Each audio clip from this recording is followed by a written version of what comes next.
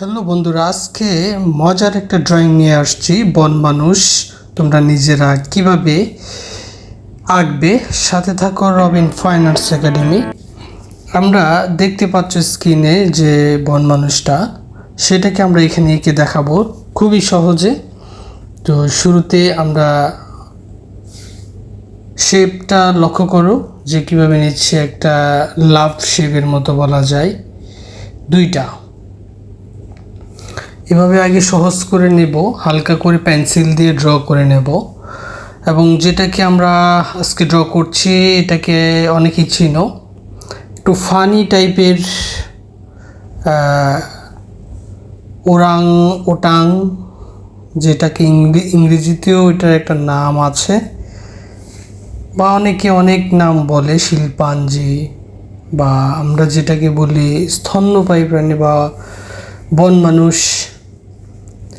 তো খুবই ফানি, একটা স্মাইলি একটা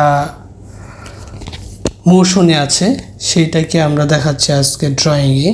তো এটা লক্ষ্য করো যে আসলে শুরুটা আমি কিভাবে করেছি, তারপর চোখগুলো কিভাবে দিচ্ছি। তো পুরোটাই তোমাদের আসলে দেখতে হবে। এবং নাক মুখ খুবই ছোট, এবং ক্যারেক্টার যদি তোমরা নিজেরা প্র্যাকটিস করো, আমার মনে হয় অনেক ধরনের প্রাণীকে নিজেরা অনেকে ক্যারিকেচার বা ফানি আর্টগুলো করা যায়। তো এই শিল্পাঞ্জি বা এই বন মানুষের ছবিটা একজন আর্টিস্টের ডিজিটাল ওয়ার্ক সম্ভাবনা মেবি।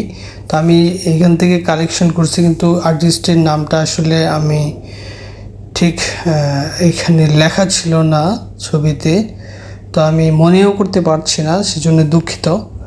তো ওই আর্টিস্টের কাজটা আমার খুব ভালো লেগেছে, সেজন্য ভাবছি যে এইটাকে যারা ছবি আঁকো, যা ফানি ছবি আঁকতে চাও, আসলে তারা কিভাবে এটাকে করবে ফানি ছবি। তো এই ড্রয়িংটাই আজকে নিয়ে আসছি, একটু ব্যতিক্রম, যে এটাকে কীভাবে আসলে করা যেতে পারে। তো এই জন্য আসলে শিল্পাঞ্জির বডির তুলনায় মাথা অনেক বড়, এটা এই জন্যই ফানি। এবং দাঁতগুলোকে খুবই দেখতে মানুষের মতো স্মাইলি।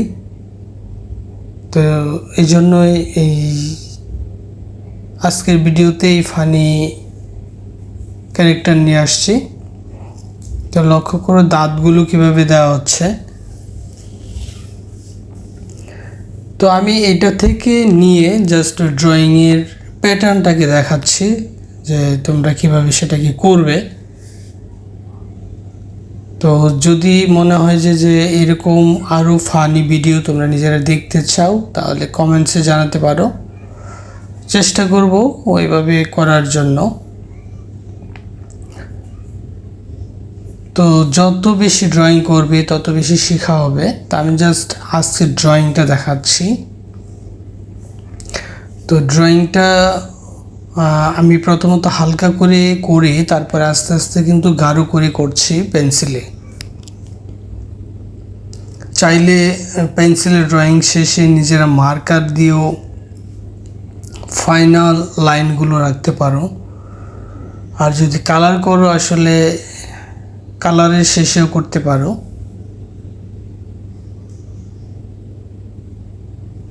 তো এই জন্য আমি আরেকটা বিষয় হচ্ছে যেটা বলতে চাইলাম, যে বডিটাকে লক্ষ্য করো যে কতটা মুখ থেকে ছোট, তাই ছোট করে আঁকছি। আর অসংখ্য লোমের লাইন বা দেখা যাচ্ছে।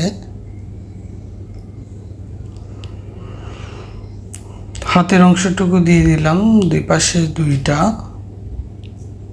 এবং আমার কাছে মনে হলো যে এইখানে স্মাইলটা, মানে আমি যেটা ড্রয়িং করেছি এই হাসিটা ওইটার সাথে অনেকটা মিলে নাই। চাইলে তোমরা এটাকে আবারও মুছে একটু মিলাইতে পারো।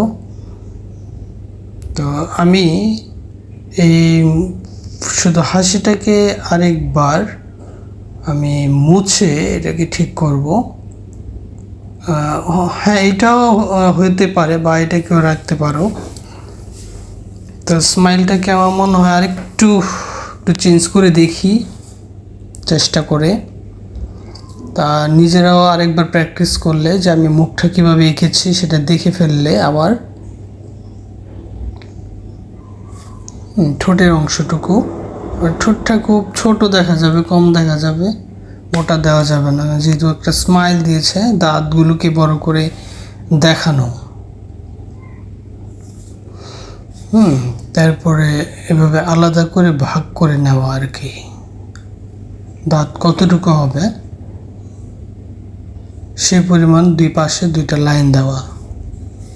তারপরে নিচের অংশের ঠোঁটের লাইন, তারপর হচ্ছে আমরা যে দাঁতগুলো সেগুলোকে এঁকে নিই। প্রথমত মাঝখানে দুটো দাঁত, তারপর আস্তে আস্তে বাকিগুলো। তো